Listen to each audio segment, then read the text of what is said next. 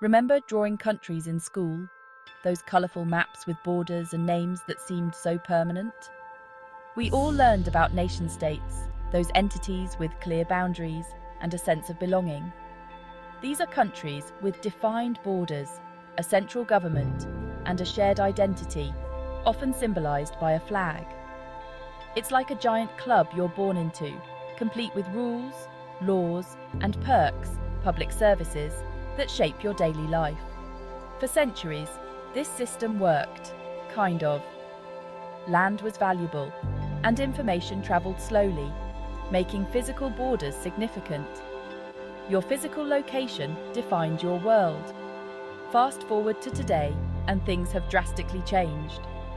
The internet makes the world smaller, connecting us in ways we never imagined. Physical location matters less, and online communities matter more, creating new forms of connection and identity. We're more connected to people thousands of miles away than our next-door neighbour, who might be really into collecting porcelain cats, and that's cool, but not our thing. The old model of a nation-state, it feels increasingly outdated.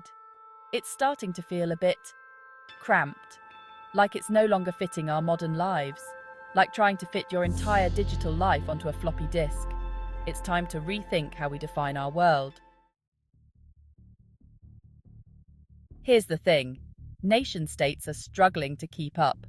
Technology moves at warp speed, while governments tend to move at the speed of, well, government. This creates a disconnect.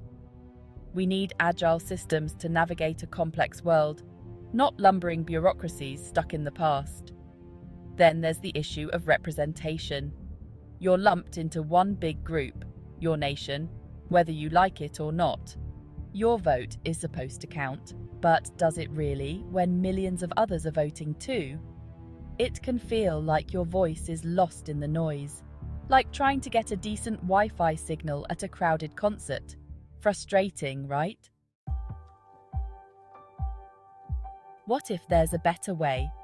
A way that transcends the limitations of our current systems and opens up new possibilities for everyone? What if, instead of being bound by geography, we could choose our affiliations based on shared values, interests, or goals?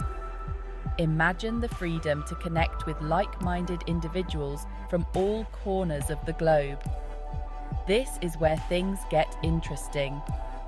The potential for innovation and collaboration is limitless. Imagine a world where your digital community has more clout than your physical location. Your online presence could shape your reality. This is the essence of decentralized governance, a system where power is shared and not concentrated. Instead of one massive, centralized entity calling the shots, imagine power distributed across a network. A network that is resilient and adaptable. Think of it like the internet itself, a web of interconnected nodes, each with its own purpose and function. Each node contributing to the whole. No single point of failure, and everyone has a voice. A truly democratic system. It's a radical shift, no doubt. A transformation that could redefine how we live and interact. But hey, so was the internet once upon a time. And look at how far we've come.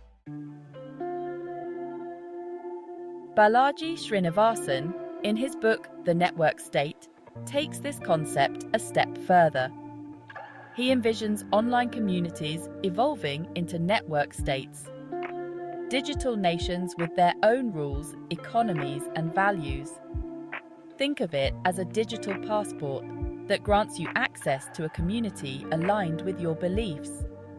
These network states wouldn't necessarily replace physical nations entirely, at least not at first. Instead, they'd exist alongside them, offering an alternative, a way to find your tribe, so to speak, in the vast digital landscape.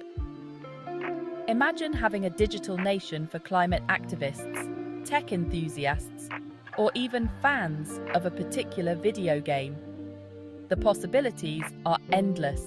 and kind of mind-blowing. Section 5. Power to the people and algorithms. How decentralized governance works. So, how would this whole decentralized governance thing actually work? Let's dive into the details. Blockchain technology, with its secure and transparent nature, could play a major role. It ensures that every transaction is recorded and cannot be altered. Imagine a system where voting is secure and verifiable, making election rigging a thing of the past.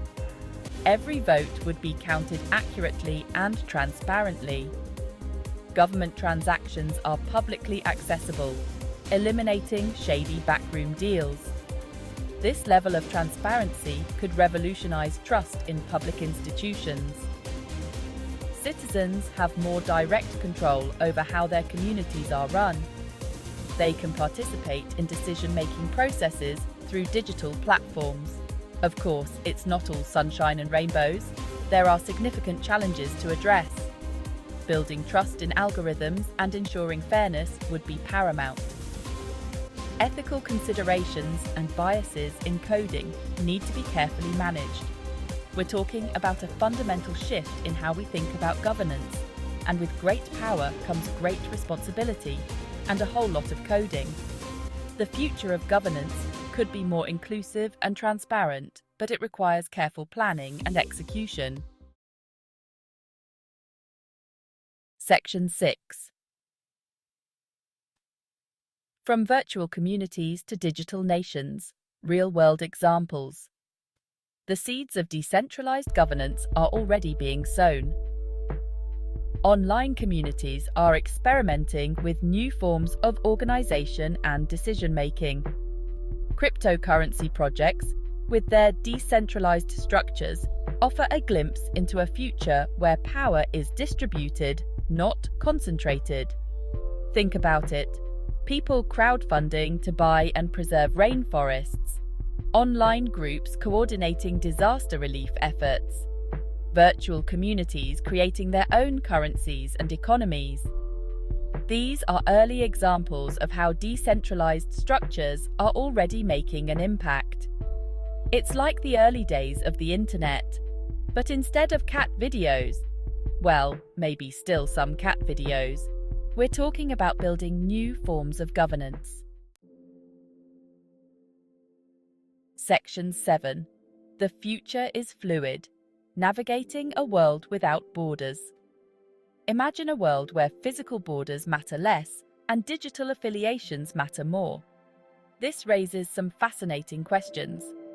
How would these network states interact with traditional nations? What happens when someone decides to leave a network state? These are uncharted waters, and navigating this new landscape will require flexibility, innovation, and a healthy dose of pragmatism. It might sound like something out of a science fiction novel, but this is the reality we're hurtling towards. The lines on the map might not disappear entirely, but they'll become less rigid, more porous. The future is fluid, and we're all just along for the ride. Section 8. The pros and cons. Weighing the benefits and challenges. Like any paradigm shift, the transition to decentralized governance wouldn't be without its hiccups. Security, privacy, and the potential for abuse are valid concerns that need to be addressed. Building trust in a system that relies on algorithms and digital identities will be crucial. However, the potential benefits are immense. Imagine a world with more efficient governance, no more bureaucratic bottlenecks, increased transparency.